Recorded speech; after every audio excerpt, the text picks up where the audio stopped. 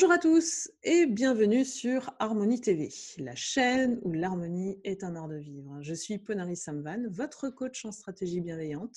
J'espère que vous allez bien. Aujourd'hui, je vais aborder avec vous un fléau que la société nous cache. Un profil psychologique parfois proche de la folie qui sévit et s'étend comme un virus dans nos vies derrière un masque social hypocrite et à l'apparence plus que normale, voire très sympathique et très apprécié des autres. C'est pour cela qu'il est difficile de le déceler au début. Les preuves ne sont pas tangibles. Seul le temps le dévoile. Ses armes préférées, la manipulation et la séduction, pour obtenir tout de vous et garantir ses intérêts personnels. Il ou elle vous presse comme un citron et nous n'y voyons que du feu.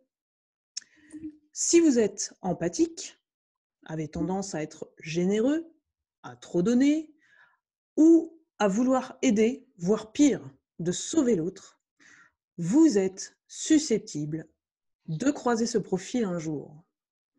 Le pervers narcissique, communément appelé le PN. Aujourd'hui, je suis ravie d'accueillir Romain Simard, coach personnel. Bonjour Romain. Salut tout le monde. Romain, tu as 26 ans et tu habites Nantes. Tu es spécialisé dans l'aide aux victimes de pervers narcissiques depuis 3 ans et tu as coaché plus de 1000 personnes. Tu as toi-même vécu une relation toxique avec ton père, pervers narcissique. Rappelons à nos abonnés qu'une relation toxique est un lien qui nous blesse et que nous avons laissé durer trop longtemps. Peux-tu nous parler un peu de ton histoire ? Avec plaisir, Ponari. En tout cas, merci beaucoup pour l'invitation sur cette interview. J'espère que tous tes auditeurs vont bien aimer, mais en tout cas, moi, ça me fait très plaisir d'être là. Alors, du coup, pour répondre à ta question, comme tu l'as dit, je m'appelle Romain, j'ai 26 ans, et quand j'étais plus jeune, j'ai vécu donc une relation d'emprise, une relation toxique avec mon papa. En fait, pour essayer d'expliquer simplement, mon papa avait beaucoup d'attentes envers moi. Il fallait vraiment que je sois très performant dans tout ce que je fais, dans tout ce que je faisais au sport, à l'école, même à la maison. Et en fait, moi, ça m'embêtait parce que je voulais juste vivre, je voulais profiter des bons moments dans ma vie. Et en fait, j'avais sans arrêt l'impression que je décevais mon père. Et c'était un petit peu un cercle vicieux dans le sens où quand, quand j'essayais de faire ce qu'il fallait pour que mon père soit content de moi, il était content de moi, mais je me disais, mais en fait, il faut que je fasse des trucs pour qu'il soit fier de moi. Il peut pas m'aimer juste pour qui je suis, tu vois. Et quand je faisais rien, là, je le décevais et je sentais que c'était comme s'il m'aimait pas. Moi, je sais pas si j'explique très très bien, mais j'explique avec mes mots. Et en gros, j'étais sans arrêt un peu piégé dans ce truc-là où, tu vois, des fois, je faisais des efforts, j'essayais d'avoir des bonnes notes pour que mon père m'aime, tu vois, parce que c'est mon papa, je voulais qu'il m'aime. Et j'avais cet amour, mais je le sentais toujours conditionnel, tu vois, comme si il était seulement intéressé par ce que je faisais et pas par la personnalité qu'il y avait à l'intérieur. Et donc ça, c'était les moments où je faisais des efforts. Et les moments où je faisais pas d'efforts, je me faisais engueuler, j'étais tout le temps puni, tu vois. En gros, je passais la moitié de ma vie quand j'étais petit puni, tu vois. J'étais tout le temps ou en train de passer tout mon temps à jouer aux jeux vidéo et rigoler, ou j'étais puni, j'avais droit pas aux jeux vidéo, j'avais pas droit à la télé, etc. Et du coup, je m'ennuyais beaucoup. Et voilà, c'est le souvenir un peu que j'ai dans mon enfance. Après, maintenant, entre guillemets, j'ai envie de dire que ça va mieux avec mon papa, puisque je lui parle plus. Donc, on peut pas vraiment dire que ça va mieux, mais dans le C'est sens où allé moi, jusqu'à la coupure, donc. ouais, mais en fait, j'ai essayé les deux. J'ai essayé. En fait, ça marche pas parce que je pense que mon papa, il a pas encore pris conscience qu'il a des comportements automatiques en fait. Et par exemple, quand je fais une coupure avec mon papa et que je le vois pas pendant, je dis n'importe quoi, un an, si je retourne le voir, ça va être super, tu vois, ça va être super au début, les premiers jours, les premières semaines. Et après, son comportement va revenir et ça va devenir invivable pour moi. Et du coup, au bout d'un moment, ça va reclasher, je vais me rééloigner, et etc. Donc au final, tu vois, maintenant, je suis dans un cycle de ma vie où c'est plus que je suis puni ou pas puni, mais c'est qu'il y a des moments de ma vie où je le vois pas, comme là par exemple maintenant, et si ça se trouve dans 1 an ou 2, je vais retourner le voir, et ça va bien se passer pendant une semaine ou deux, et puis ça va reclasher, tu vois. Donc après, là, j'ai quand même décidé de plus le voir, et je me sens mieux en fait. C'est un petit peu triste, et surtout c'est tabou de dire ça. Peut-être qu'il y a des gens qui regardent la vidéo, qui ont des relations toxiques avec leurs parents, et c'est assez tabou d'en parler parce que les gens disent, ont envie de me dire, «Ah, mais non, Romain, c'est ton papa, tu peux pas ne pas le voir. Tu sais, il t'aime, c'est ton papa. Il est peut-être qu'il est pas comme tu l'aurais voulu, mais voilà. Et puis tu sais, un jour ton papa il va partir au paradis et tu seras triste de ne pas avoir passé des moments avec lui, etc. Ça, c'est des trucs qu'on entend tout le temps. Ça, c'est une Et culpabilisation des ouais, autres alors qu'ils ne sont absolument pas dans la situation. C'est bah très oui. difficile Hmm, de vivre ça, d'être rejeté par hmm. son propre parent, en fait. Voilà, donc après, ça m'a créé un peu la blessure du rejet, qui faisait que du coup, j'avais peur d'être rejeté par les autres et que je m'isolais pas mal, tu vois. Au final, j'avais peur que les autres me rejettent parce que j'avais senti ce rejet de mon papa.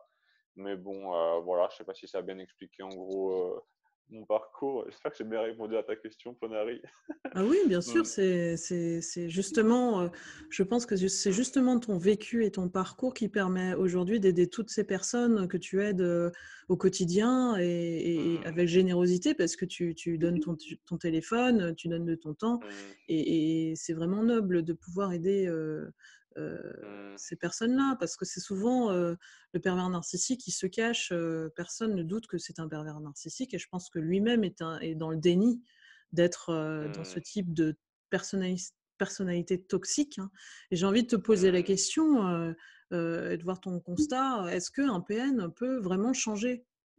Et est-ce que les gens peuvent changer? Oui. Moi, je suis persuadé au fond de mon cœur que tout le monde peut changer. Si je devais dire pour moi, par exemple, pour mon cas avec mon papa qui est pervers narcissique, euh, est-ce qu'il va changer? Je pense pas. Est-ce que j'espère qu'il change? J'y crois plus non plus, et c'est pas grave. Et en fait, c'est pour ça que je dis non aux gens. Je leur dis non parce que le jour où ils auront accepté que ça ne va pas arriver, que la personne ne va pas changer, ils seront libres en fait. Mm. Mais après, est-ce qu'il y a des gens qui changent dans leur vie? Oui, bien sûr que ça existe. On peut trouver des exemples, mais c'est quelque chose qui est rare en fait. C'est comme si je disais, c'est comme si vous me disiez, est-ce qu'on peut gagner au loto? Bah oui, mais va quand même travailler et gagner ta vie parce qu'il n'y a pas beaucoup de chances que tu gagnes, tu vois. Donc voilà. J'ai envie d'entrer dans le vif du sujet, hein, parce qu'il y a des personnes Vas-y, qui vas-y. effectivement euh, se posent la question comment identifie-t-on un pervers narcissique en 5 comportements types selon toi? Je dirais que le premier comportement type pour repérer un pervers narcissique, c'est ce que vous sentez à l'intérieur de vous, en fait. Essayez pas, par exemple, de regarder comment la personne cligne des yeux, comment elle s'habille, comment est-ce qu'elle mange, etc.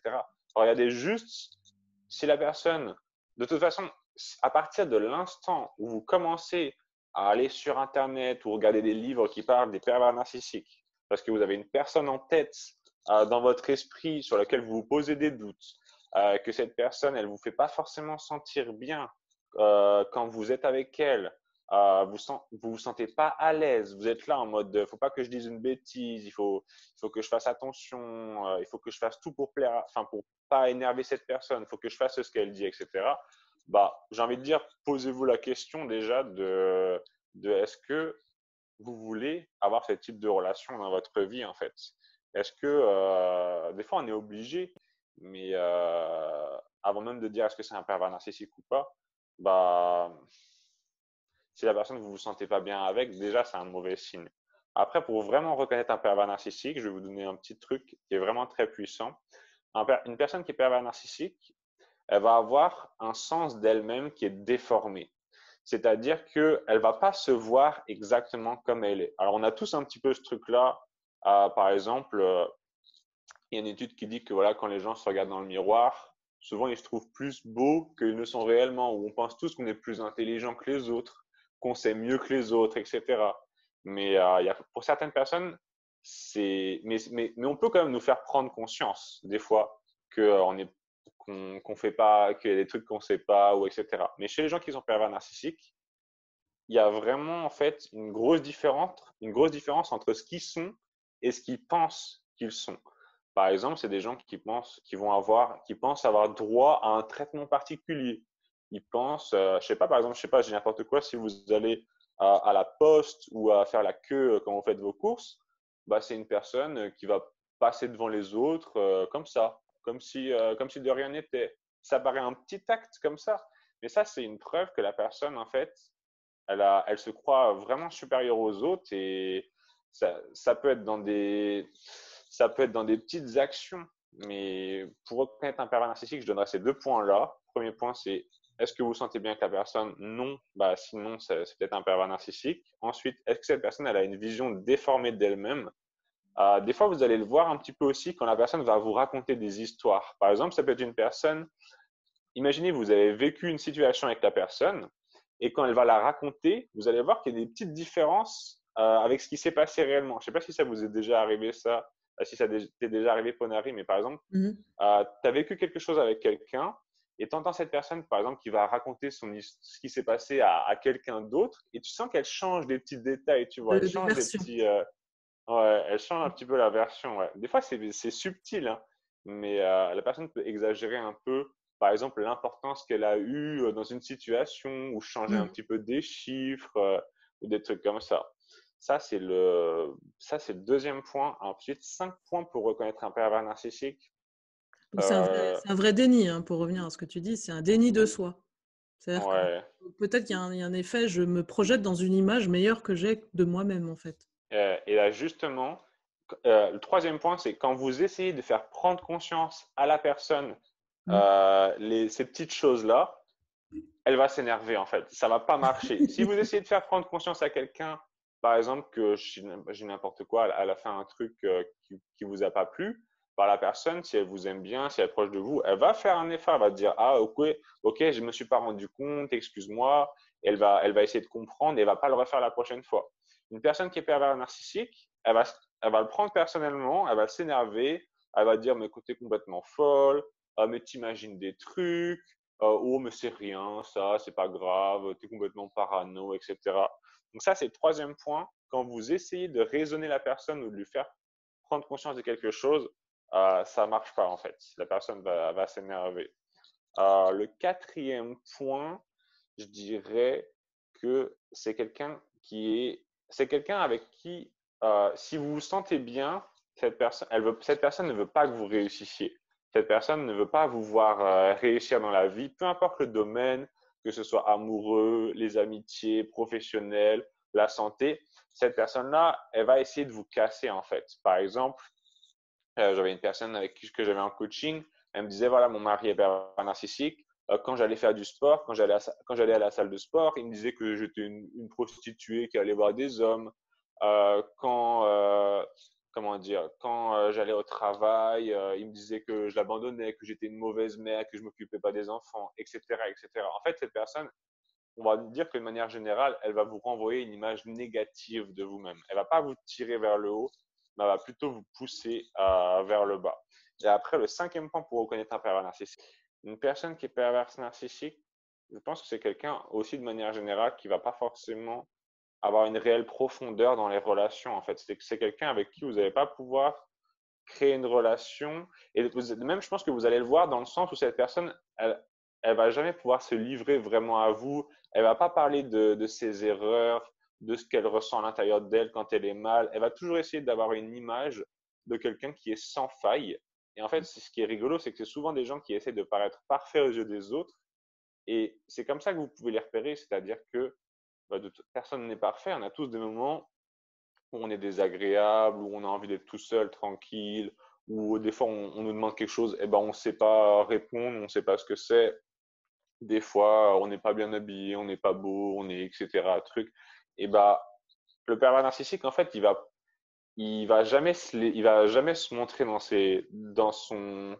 dans ces moments où il est, je sais pas comment dire, dans ces moments authentiques en Vulnérable. fait. Vous verrez, Vulnérable. ouais, vulnérable, ouais, c'est ça, En ouais. fait, Hmm, il aime se montrer fort par-dessus tout. hmm, Et c'est très drivé par la fierté, l'ego, l'égoïsme. hmm, Il y a un point commun hmm, aussi avec les pervers narcissiques, c'est l'égoïsme, hein. Donc, mmh, il ne pense qu'en fait qu'à lui et il se projette, lui, par rapport aux autres. Il ne pense qu'à l'opinion des autres, en fait. Je pense que mmh, c'est ce qui fait sa faiblesse à lui qu'il ne veut pas montrer. mmh, Ah bah, tu vois que tu peux nous trouver un point. Mmh, Oui, et puis il y en a un autre qui est excellent, c'est je n'ai mmh, jamais tort. Le PN n'a ouais, jamais tort, il ne les admet mmh, jamais. mmh, Euh, et c'est ce qui rend humain, en fait. Tout ce qui rend humain, il ne l'accepte pas. Il ne mmh, l'admet pas. Il va toujours mmh, mettre cette couverture d'apparence, de masque mmh, social, pour montrer aux autres que tout va bien, tout est parfait, je suis parfait, tout roule. mmh. Et t'es OK Et là-dessus? c'est pour ça que les pervers narcissiques ne changent pas beaucoup, parce que pour pouvoir faire un travail sur soi, on peut faire différentes thérapies, on peut faire du coaching, des hypnotiseurs, des énergéticiens, des psychologues, etc. Mais dans tous les cas, il y a souvent un moment où quand on fait ces thérapies, on y va et on parle de ses problèmes et on s'ouvre à une autre personne et ça fait pas du bien en fait. C'est des personnes qui vont jamais justement progresser et sortir de leur état parce qu'elles sont pas capables de ça en fait. Elles ont peur que on profite d'elles si jamais elles montrent leur vulnérabilité et donc Oui, c'est elles vrai. s'ouvrent jamais en fait. Mm. Sachant qu'on ne devient pas un PN par hasard, hein, c'est qu'on a un vécu peut-être toxique vis-à-vis d'un parent aussi, hein, Mm. et on a toujours le choix en tant qu'enfant de choisir cette voie, de soit de guérir, de ne pas devenir comme eux, ou Mm. au contraire, on devient une personne entière et propre. Et souvent, le PN a la fâcheuse tendance de vous changer, quoi, de changer Mm. l'autre pour être sous son contrôle, sous sa Mm. domination, on va dire un cas extrême. Et j'ai envie de te poser la question, est-ce qu'il y a une différence entre le PN masculin et le PN féminin? Je sais pas s'il y a des différences entre le PN masculin et féminin au niveau des comportements, mais je pense que la victime, selon que ce soit un homme ou une femme, le vit différemment en fait. Parce que statistiquement, moi j'ai beaucoup de femmes qui me contactent et j'ai aussi des hommes, mais je pense que les hommes parlent moins en fait de leurs problèmes qu'ils rencontrent avec leur femme ou une femme perverse narcissique. Ça, c'est dans la vie de couple. Après, malheureusement, je crois qu'il y a plus de personnes dans les sociétés, dans le monde du travail, qui sont des hommes qui ont des hauts postes. C'est-à-dire que beaucoup dans les entreprises, plus on monte dans la hiérarchie, j'ai l'impression que plus c'est des hommes en fait. Je ne sais pas si tu es d'accord avec moi, Tout à fait. mais c'est plus un jeu où il y a beaucoup d'hommes en fait qui sont dans les. Je ne sais pas si c'est à tort ou à raison, mais j'ai l'impression que c'est comme ça, tu vois. Par exemple, si tu regardes les PDG du CAC 40, je pense que c'est beaucoup des hommes, tu vois. Il doit y avoir plus d'hommes que de femmes. Donc, dans le boulot, bah oui, je pense qu'il doit y avoir là plus d'hommes que de femmes qui sont pervers narcissiques parce qu'il y a beaucoup cette relation de quand les gens ont du pouvoir, ils vont en profiter en fait. Mm. Tu as des gens qui vont utiliser leur fonction pour faire du mal aux autres parce que ça leur permet d'évacuer un mal-être.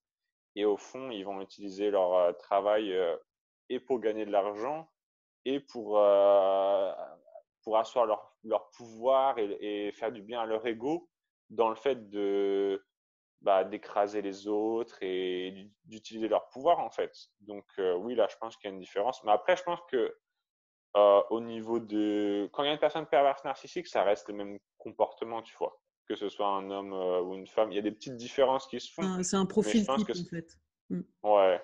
Hmm. Un profil Ouais, je type. Là où pense. je te rejoins complètement, c'est dans le milieu professionnel. C'est lié déjà à une quête d'argent, une quête de Hmm. réussite, de succès qu'on doit montrer avec ce masque social.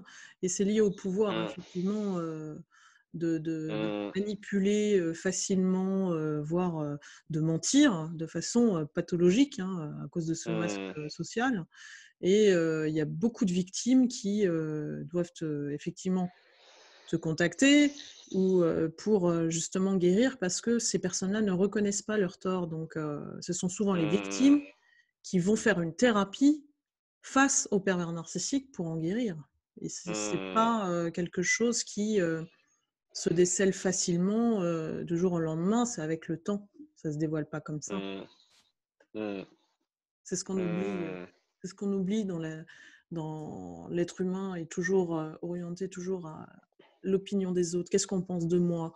Hem, et puis je m'oublie, je m'oublie dans tout ce que je fais et vivre en Mmh. harmonie, c'est justement recentrer, heu, justement nos objectifs sur nous, d'abord pour être bien avec les autres et de poser des limites. C'est très important parce que si on ne pose pas de limites aux autres, on va se retrouver complètement englué dans les besoins des autres en effaçant les nôtres. Comment on fait ça exactement du coup pour ne pas se retrouver parce que, hier j'étais avec j'ai rencontré une personne qui avait ce problème-là, qui n'arrivait pas à poser des limites et du coup, comment est-ce que tu fais? Parce que certaines personnes vont automatiquement sentir les besoins des autres et réaliser ses besoins avant même que la personne ne l'exprime en fait. Mm. Comment est-ce que tu fais Ce pour, sont des personnes empathiques, hein, c'est-à-dire qu'elles sentent mmh, effectivement les émotions et elles sentent justement comment combler leurs besoins.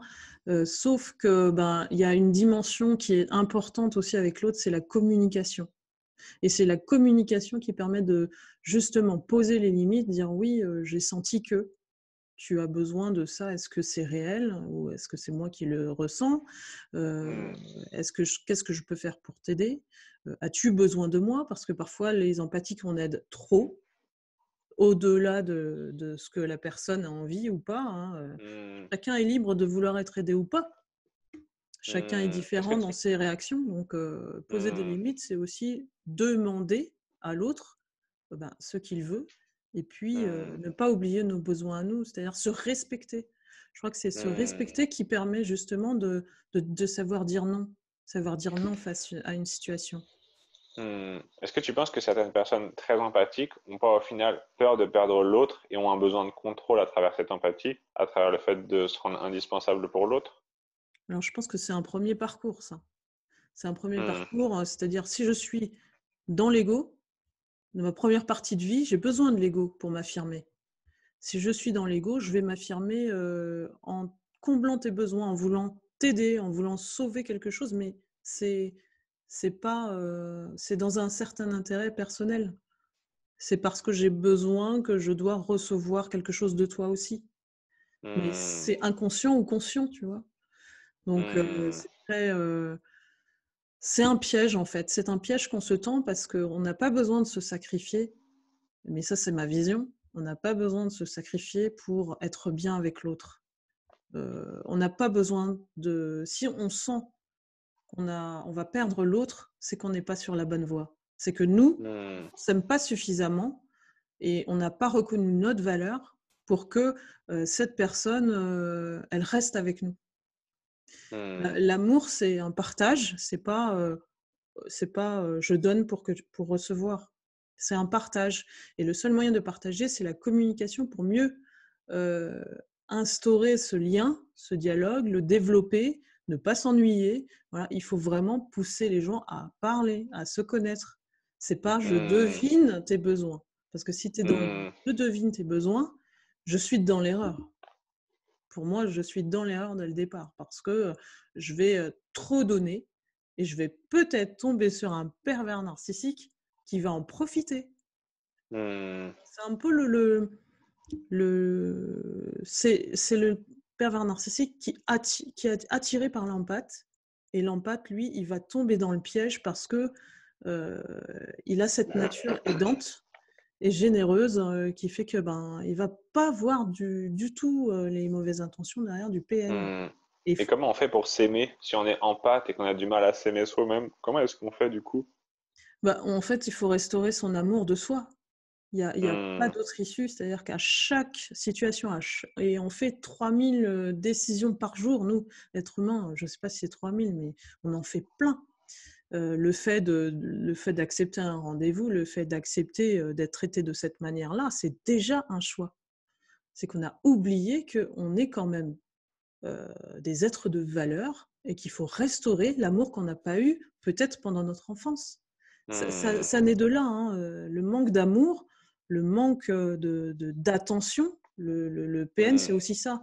J'ai un manque d'attention, donc je te fais un signe, allô, oui, regarde, moi je suis tellement bien, regarde, je veux une cour autour de moi. C'est un peu ça l'appel du PN, hein, si tu es d'accord. Et comment on le restaure, cet amour qu'on a perdu ou qu'on n'a jamais eu de soi, du coup? Comment est-ce qu'on le restaure ou comment est-ce qu'on le crée? Justement, c'est une ressource intérieure que seul soi-même, restaurer. L'amour inconditionnel, ça prend du temps, c'est un chemin, c'est un cheminement, c'est du développement personnel pour qu'au bout, on puisse avoir ce résultat de plus personne ne va m'atteindre dans mes vulnérabilités. Je saurai à quel moment faire le bon choix, à quel moment le mauvais. Et si je fais le mauvais choix, c'est pas grave, je me réajuste, je suis pas sévère avec moi. La plupart des gens sont très très durs, ils deviennent très durs après les épreuves. Et je trouve ça dommage parce que le PN, c'est une personne dans l'univers. Si on voit les choses de manière plus en faisant la girafe et en prenant du recul, c'est que ce qu'on vit avec un PN, ça dure peut-être 1 an, ça dure peut-être 5 ans, 7 ans, mais c'est une période de vie et tout le monde peut s'en sortir. Il ne faut jamais se dire je suis coincé dans cette situation. Si je suis coincé, c'est parce que je me suis peut-être pas mis les moyens pour sortir de cette situation. Peut-être ça prend du Hmm. temps à résoudre parce que y a des personnes qui sont mariées à un pervers narcissique. Et je pense que il faut se donner les moyens et se restaurer son indépendance parce que le pervers narcissique, il essaye d'avoir cette emprise, d'exercer une emprise totale sur la personne, qui même a enlevé une source de revenus. Donc, créer son potentiel et ses ressources intérieures pour sortir de ça. Parce que quelque part, parfois, il y a des situations, c'est sauf qui peut, sauve ta vie.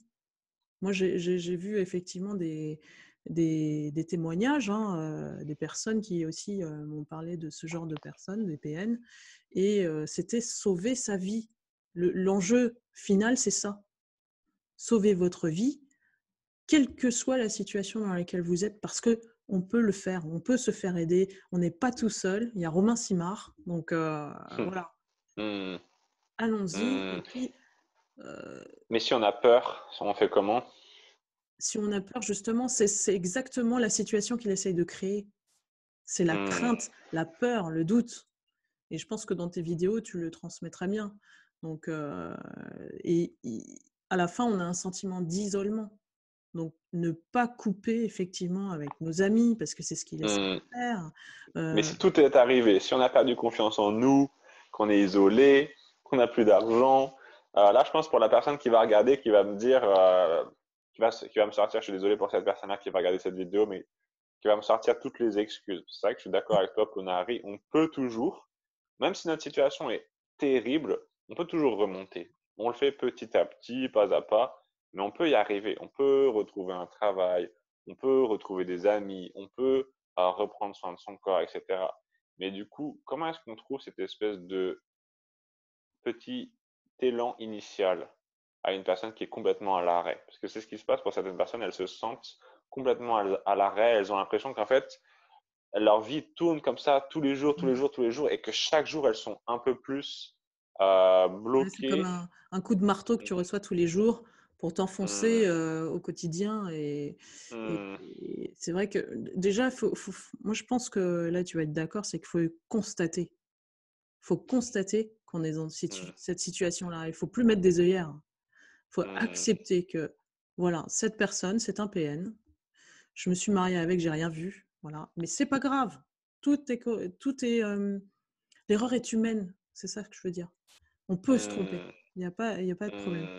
Hmm.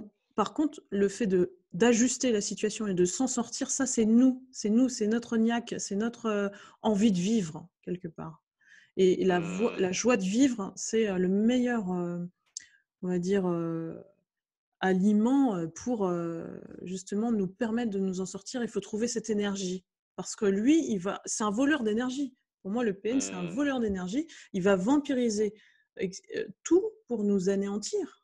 Voilà, donc Hmm. il faut avoir une certaine force de se battre Et si on n'est pas prêt, on va cumuler petit à petit cette énergie pour s'en sortir. Et faire appel à quelqu'un comme toi, c'est déjà une démarche. C'est de parler peut-être à une assistante sociale. Il y a des cas qui sont extrêmes de violence, hein, donc c'est pas un fléau qui doit justement être laissé caché. Pour moi, il y a des gens qui en souffrent réellement et il n'est absolument pas conscient de la souffrance qu'il fait vivre à ses victimes. J'ai l'habitude de finir mes interviews en posant une question à mes invités. Si je te dis l'harmonie est un art de vivre, qu'est-ce que cela t'inspire? L'harmonie, c'est un équilibre entre les différentes choses qui sont importantes dans la vie d'une personne, en fait. Et après, les choses qui sont importantes, je pense, il y a les relations sociales avec nos amis, les gens qu'on aime autour de nous. Il y a notre travail, quel travail on fait, quel sens ça a, et est-ce que ça nous permet de bien en vivre. Et puis, notre santé, en fait. Notre santé, est-ce qu'on fait du sport, est-ce qu'on mange bien, est-ce qu'on prend soin de soi. Je pense que c'est trois piliers qui créent bien l'harmonie. Après, c'est difficile d'avoir les trois en même temps. Voilà, c'est ça que je voulais dire. Merci pour ta vision, Romain. L'harmonie, Mm. c'est quelque chose de simple, en fait. Moi, hein, ma vision à moi, c'est quelque chose de simple. C'est-à-dire que si on enlève tout ce qui est compliqué, ça devient simple. Pour moi, ça se résume comme ça. Mais c'est vrai que l'équilibre, là où tu as raison, c'est qu'une constante mesure de chaque domaine dans ta vie, de chaque chose qui se présente dans ta vie, et tu es ton seul propre repère pour dire là, ça me déséquilibre, ça me crée de la disharmonie parce que je suis en résistance, ou sur cette situation, je vais lâcher prise parce que c'est pas de mon ressort et je n'y peux rien. Donc, l'équilibre, c'est peut-être la voie du milieu, c'est-à-dire on prend les choses en main et puis en même temps, voilà, on prend du temps pour soi, on pense à soi. Merci Romain. Si vous voulez en savoir plus, je vous invite à suivre Romain sur les réseaux sociaux en cliquant sur les liens qui sont indiqués dans la description de la vidéo. Moi-même, je me suis mise dans la peau du pervers narcissique masculin puisque j'ai été moi-même victime en tant qu'empathe.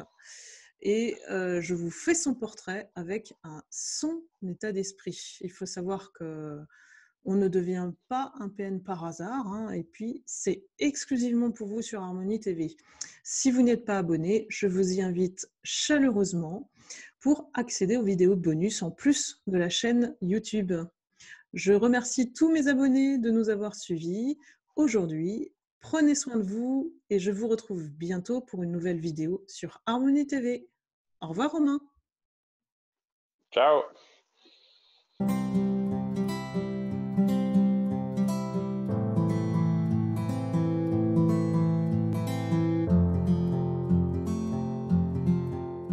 Mmh.